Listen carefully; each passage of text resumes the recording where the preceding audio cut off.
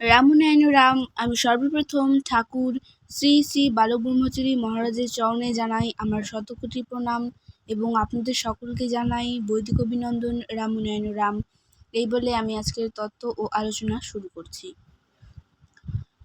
এই সপ্তচক্র জীবগণের সুবিধার্থে দেখানো হয়েছে। সুরকে আরও সুরে আনার জন্যই সুরধ্বনির ধ্বনি, তন্ত্র মন্ত্র ইত্যাদি সেই মূলেরই মূলমন্ত্র হিসাবে ব্যবহৃত হয়েছে। সা রে গা মার মতন সুর সাধবার জন্য সুরকে তালে মানে লয়ে এনে সুরঙ্গিতে পৌঁছনোর জন্য যে সাধনা, এও ঠিক তাই। সা রে গা মার সপ্ত স্বরলিপিতে যেমন সর্বসুর গাথা, ওই সর্বচক্রেও সর্বব্যাপ্তমান সর্বশক্তি ওই চক্রে চক্রে বাঁধা। ভাষা শিখবার জন্য প্রথমে স্বরবর্ণে ও ব্যঞ্জনবর্ণে সর্বভাষা যেমন গাথা, বিশ্বরূপ এমনিভাবে চিবলোকে বাঁধা। রূপের পরিচয় স্বর ও ব্যঞ্জনবর্ণের মতন এখন সংযুক্ত ভাষা ব্যবহারের ওপর করছে নির্ভর। এই যুক্ত সর্ব অবস্থাতেই আবদ্ধ, মূলাধার হতে সহস্রার অবধি বিরাটের সুরে বাঁধা আছে। বিশ্লেষণে তার আদি অন্ত বের হয়ে আসবে। স্বাভাবিক মতে প্রাকৃতিক নিয়মানুযায়ী চক্রে ধ্যানস্থ সবাই।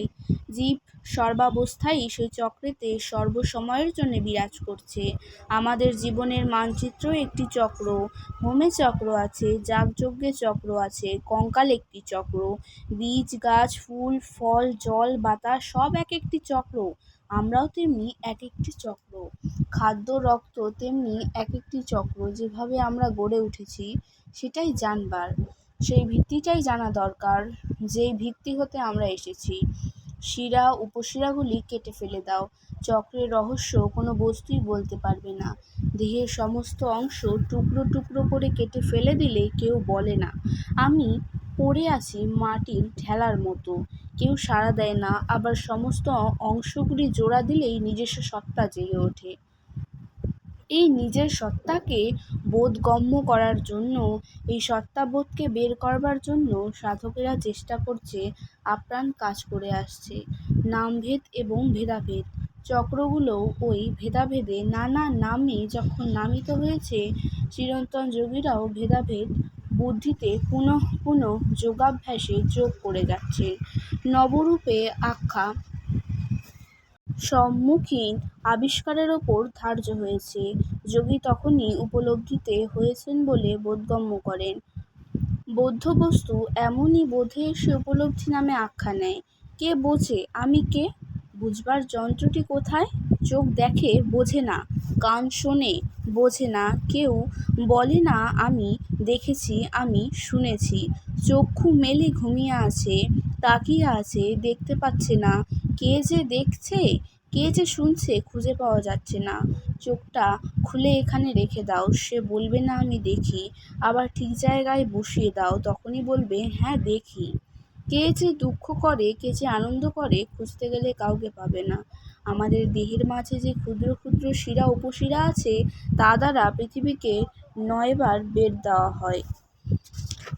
গল্প নয়। এই 25,000 মাইল ব্যাসের পৃথিবীটাকে 3টা প্যাচে তাড়াতাড়িও বাকি কয়টা আস্তে আস্তে দেওয়া যায়, এই জন্য পৈতা নয় নাল করছে। সূর্যের যে পরিধি, সেই রকম পরিধির সত্তা নিয়েই পৃথিবী। পৃথিবীর যে পরিধি, একই কেন্দ্রবিন্দুতে যুক্ত থাকলে প্রতিটি বস্তুর পরিধিও সেরূপ থাকবে, এটাই নিয়ম। বট বৃক্ষটা যত বড়, তত বড় যদি তার বীজটা হতো তাহলে অসুবিধে হতো? বট বীজ ক্ষুদ্র, মাটিতে পুঁতলে বিরাট বটবৃক্ষ হয়। বীজ দেখলে তা বোঝা যায় না। এক ব্যক্তি হাজার হাজার বটবৃক্ষের বীজ পকেটে নিয়ে যেতে পারে, আবার বীজ ফুটে বের হলে তার ওপর যে ব্যক্তি বহন করে নিয়ে এসেছে তার মতো হাজার হাজার ব্যক্তি বসতে পারে। শুধু বটবীজের কথাই নয়, সূর্যের যে পরিধি, সূর্যের যে সত্তা, পৃথিবীর ভেতরও সেই সত্তা আছে। একটা পিপীলিকার ভেতরও সেই সত্তা আছে।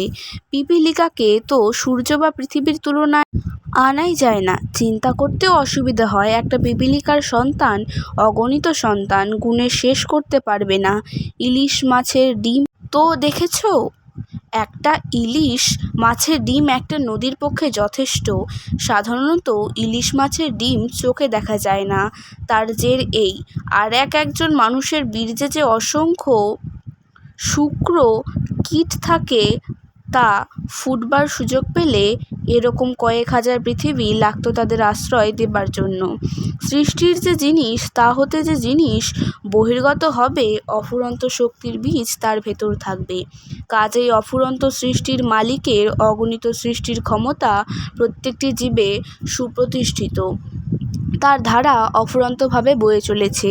খেলাধুলোয় ও নানা কাজে নানাভাবে তা ব্যয়িত হয়ে যাচ্ছে। বহির্গত হওয়ার ধারা আরও কতকগুলি জিনিসের সঙ্গে সামঞ্জস্য করার জন্য নানাভাবে বের হচ্ছে, এটাই নিয়ম। সেই নিয়মের ধারাবাহিক ধারায় সব কিছু হয়ে চলেছে আবহমান কাল হতে, এটাই চক্র। আজকের তত্ত্ব ও আলোচনা আমি এখানে শেষ করছি। দেখা হচ্ছে পরের ভিডিওতে। ভালো থাকবেন, সুস্থ থাকবেন। রাম নারায়ণ রাম। প্রতিদিন এরকম নতুন নতুন ভিডিও দেখতে হলে আমার চ্যানেলটিকে সাবস্ক্রাইব করবেন এবং পাশে থাকা বেল আইকনটি প্রেস করবেন।